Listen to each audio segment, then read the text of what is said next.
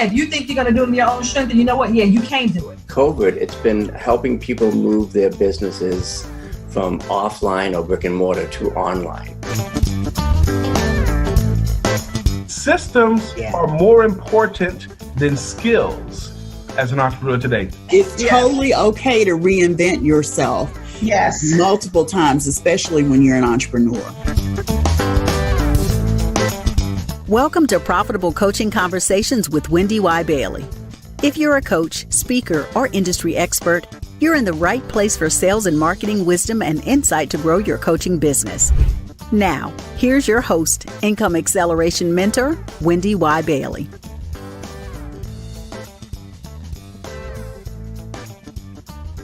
Hello, everyone, and welcome again to the show. I'm excited to introduce you to another awesome guest, Krista Jennings.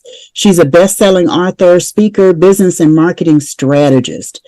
She's one of the most sought after, in fact, business and marketing strategists because she is known for teaching, coaching, and consulting entrepreneurs and small business owners on how to create more impact and profits by leveraging a high converting sales funnel.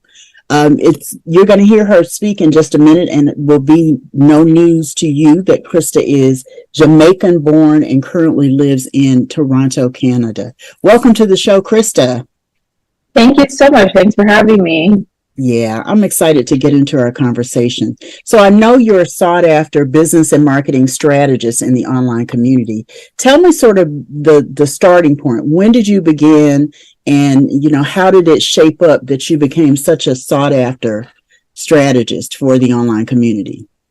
Well, funny enough, it happened by accident. It wasn't something that I kind of, desired to do or something that I was just on this path to do. But I think that things just kind of happened divinely. So about 10 years ago, I was laid off from my corporate job, and I decided that I was going to jump all the way into entrepreneurship. I had just dabbled along the way, and I figured I would just go full on into entrepreneurship. So I started with doing a little bit more life coaching and just kind of strategy and helping people just get a bit more organized in their lives.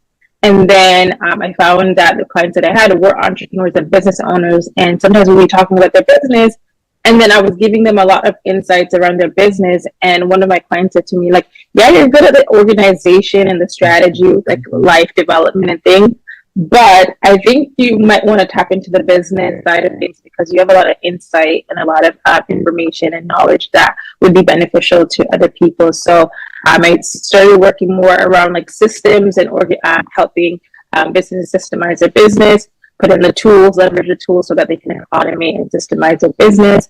And then that evolved into leveraging a sales funnel, because that was I would say the cornerstone of every marketing, of the marketing of every business. And here I am. So that's the short story of the long story. I love those surprises when they're not planned and you just evolve into it, because I think what happens is in the evolution, not only do you end up doing something that you are instinctively good at, you end up doing something that you love at the same time because you've already done it and it's been part of what you do.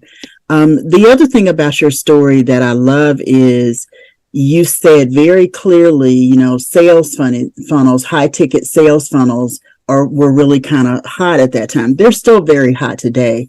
What do you know about high ticket sales funnels that you brought with you that everybody doesn't necessarily see in what they do and how they show up in the online world?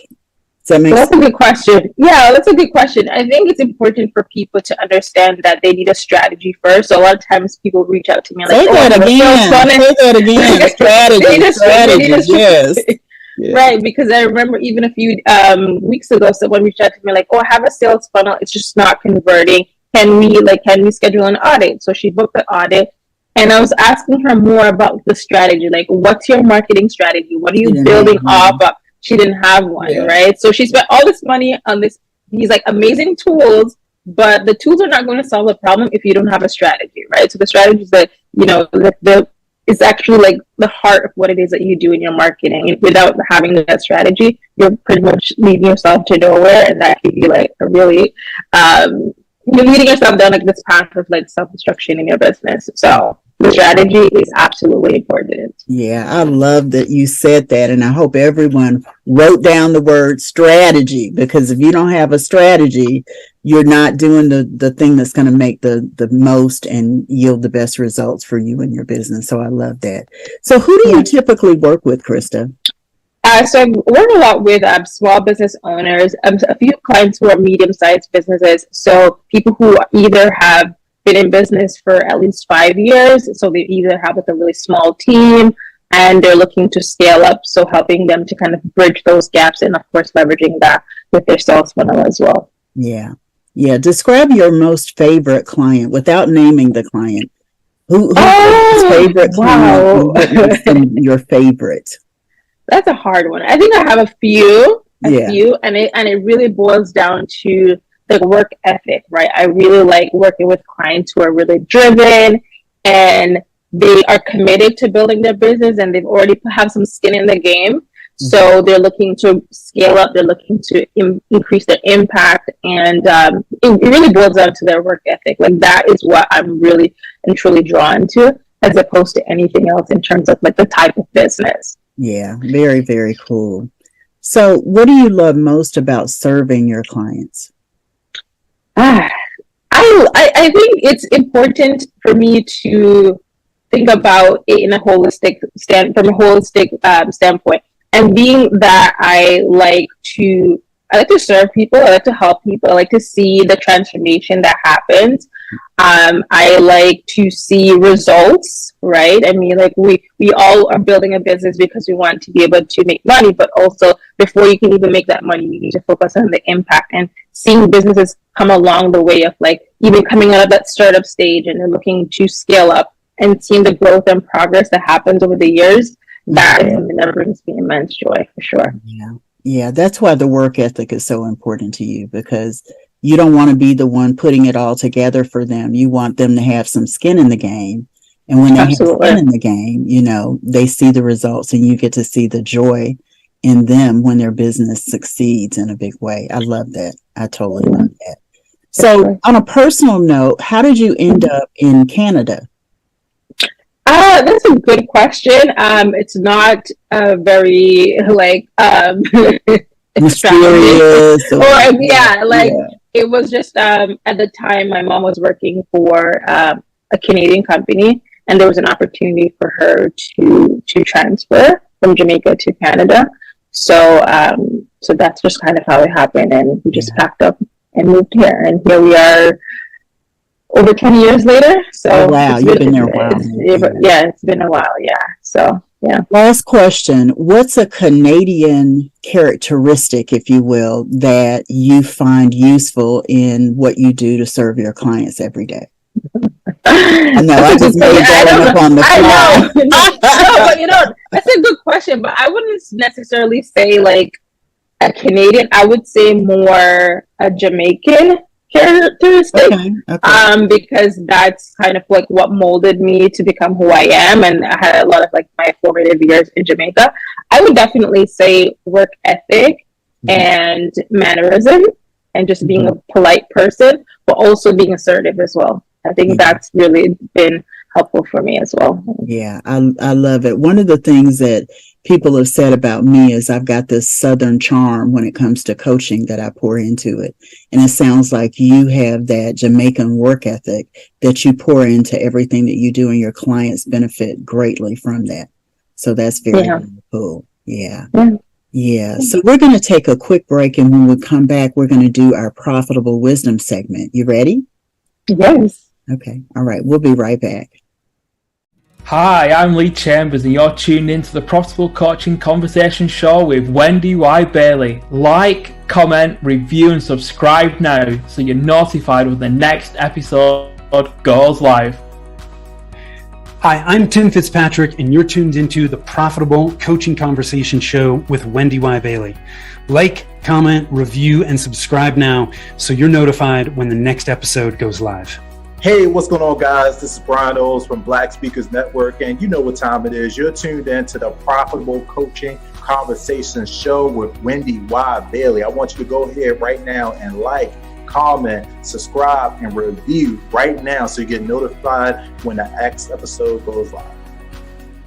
Back, we're talking with Krista Jennings, who's a business and marketing strategist and consultant. We've just been having a real kind of yummy conversation talking about a lot of different things as it relates to her business and how she shows up in the marketplace. But today, at this time, we're going to talk about profitable wisdom. You guys remember that's those 5 questions that I ask every single guest. Mostly those 5 questions, but I have had some guests where I've asked some additional questions. But we're going to hear from Krista on these questions. So the first question is, who's had the greatest influence on your life and business? I would say my dad, actually. He's very wise. A lot of people don't actually know this, but I'm actually a pastor's daughter. So okay. I am. And we have such a really great relationship, and he's also very wise and always has like really good insights on things. So I would definitely say my dad for sure. That's awesome. That's awesome. Yeah. Does he say anything to you to let you know how he feels about you being an entrepreneur? Yes, I think whenever, I mean, I'm pretty private, but whenever I share certain things, certain opportunities that I've been able to acquire, or I'm going to be speaking, or I'm teaching a class, or anything like that, he's always like, proud papa. Yeah, right. And it's like, and then sometimes he's like, well, if you need me to like read over your notes, or like you want some insight on things, I'll definitely be here to support you and help you. So, yeah, really appreciate that. I'm looking for that. That's wonderful. So what's the best business advice you've ever received? Just do it, right? I think for a lot of people, they are focused on having the pretty websites, having all the cute branding, right? And it's like, well, do you actually know how to sell, right? Like that's at the a very big part of you being able to have a profitable business. So do you know how to sell, right? Like just do it and focus on selling, focus on the things that are actually going to move the needle and generate revenue for your business. So. Yeah.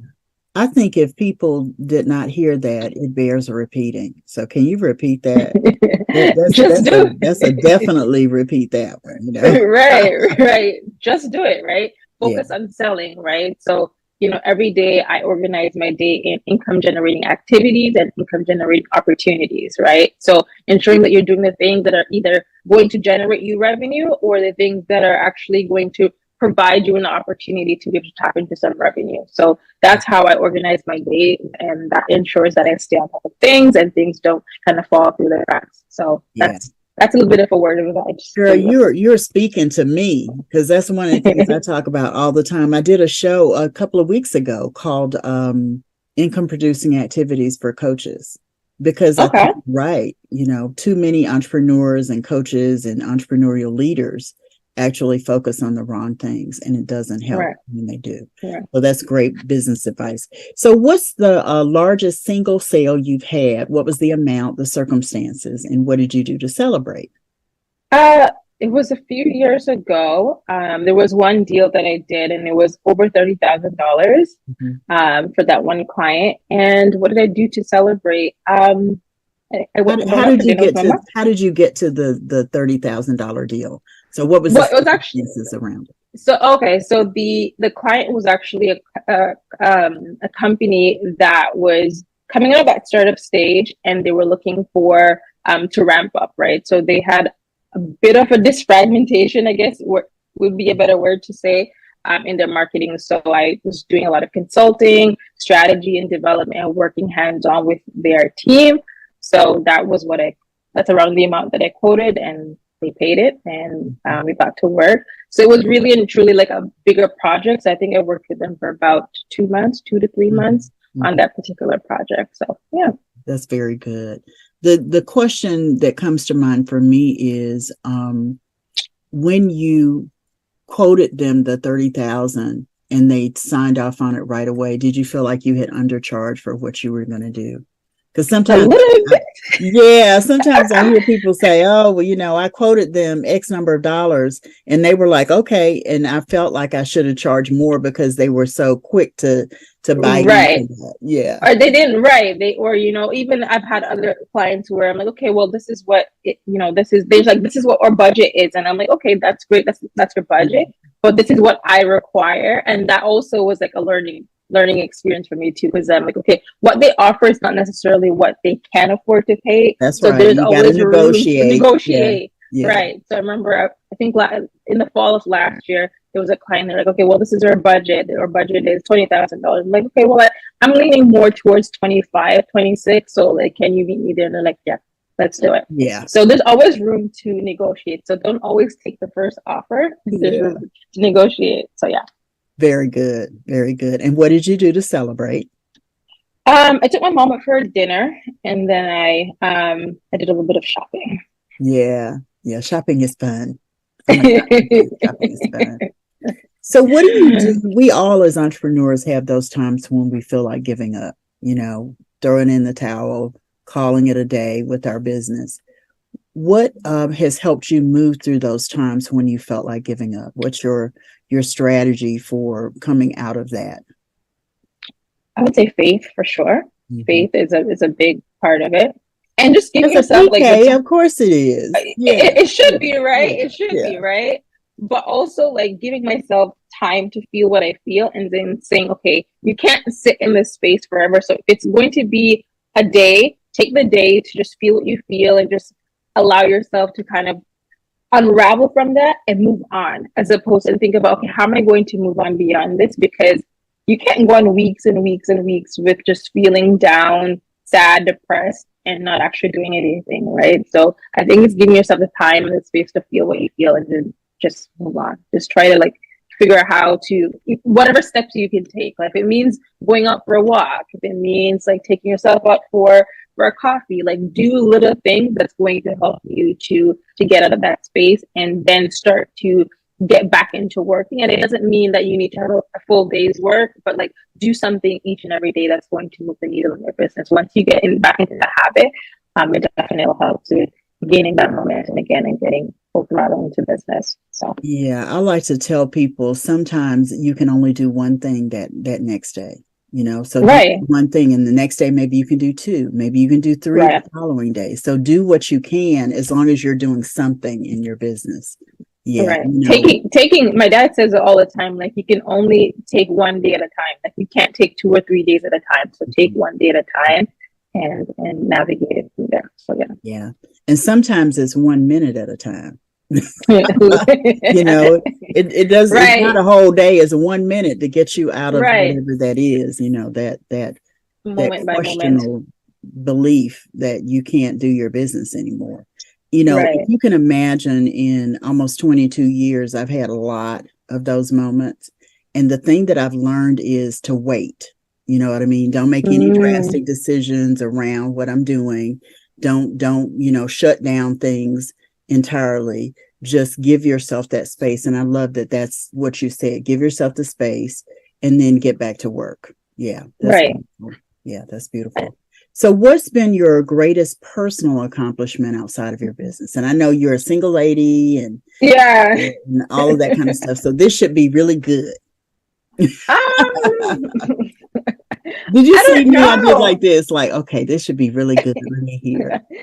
I don't have anything outstanding. I would say I think I had a bit of a hard time when I was in university and being able to graduate on time and get my degree. That I think for me, that was an accomplishment. Since then, I've just been living my life. Yeah. Again, since then, I've just been living my life as an entrepreneur. And so, yeah. Yeah. I think that, you've also got to give yourself some grace and some credit and some acknowledgement, because being an entrepreneur is hard. You know what I mean? Very hard. So to be in a space where you have such clarity about who you are, what you do, who you serve is huge. And, it may not seem like a personal accomplishment, but it's paved the way for you to live the life that you enjoy. So I'm going to add that to your personal accomplishment. And I receive it. Thank you. Yeah, awesome. So when we come back, we're going to go through our parting thought. You have a parting thought to share with us? Yes. Okay, awesome. So we'll be right back, everybody. What's up? I'm Chanel, and you're tuned into the Profitable Coaching Conversation Show with Wendy Y. Bailey. Be sure to like, comment, review, and subscribe now so you're notified when the next episode goes live. Hi, I'm Cheryl Thacker, and you're tuned in to the Profitable Coaching Conversation Show with Wendy Y. Bailey. Like, comment, review, and subscribe now so you're notified when the next episode goes live. Hi, I'm Krista Jennings, and you're tuned in to the Profitable Coaching Conversation Show with Wendy Y. Bailey. Like, comment, review, and subscribe now so you're notified when the next episode goes live. Welcome back. I've been having a really delightful conversation with Krista Jennings. And, we talked about a lot of different things, Krista. So if there's one thing that you want to leave our viewers and our listeners with, what is that one thing? And I think it's important for me to highlight this is to kind of circle back to what we were talking about earlier when it comes on to building your business and, just navigating this space. It's always ensure that you're leading with a strategy. So before you go ahead and build up anything, before you go and get the fancy websites, all that stuff, ensure that you have a solid marketing strategy so that you can use to leverage and build out your business in a very strategic way so you can have that impact and be able to generate the income that you're looking to generate. Yeah, very, very true. It's funny. I actually thought that's what you were going to say about the importance of the strategy. Because if you hadn't said it, I was thinking the strategy is what's most important when you're starting to build and grow and scale. So I love that. And Krista, tell us about the gift you have for everyone. And I'll put the link in the show notes. Sure. So it's so I found a lot of times when people are building their strategy and building out their sales funnel, there's 5 pillars that they're oftentimes missing. So I've created a training that walks them through those 5 pillars. And once you understand these 5 pillars, then you can actually build a sales funnel that attracts and converts paying clients and customers into your business. So that's what the gift is. Yeah. Did you guys hear that? Once you understand these 5 pillars, you're going to know what you need to do to attract people to your sales funnel and convert them. I love the word convert. It's not enough for them to see it. They've actually got to take action, and it leads to income for you. So I love that. Sure. Thank you so much for being here, Krista. I've enjoyed our conversation. Me too. Thank you for having me. Absolutely. So join us next time for the Profitable Coaching Conversation Show with yours truly, Wendy Y. Bailey. Be sure to join the after party at profitablecoachingsociety.com. We'll see you next time, everybody. Bye. Bye.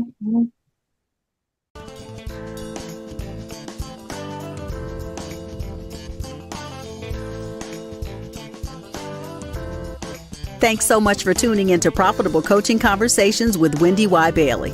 Be sure to join us at the after party at www.profitablecoachingsociety.com. We'll see you next time for more sales and marketing wisdom and insight from Wendy Y. and her amazing guests. Be sure to like, comment, and subscribe, and turn on the notification bell so you know when new episodes are posted.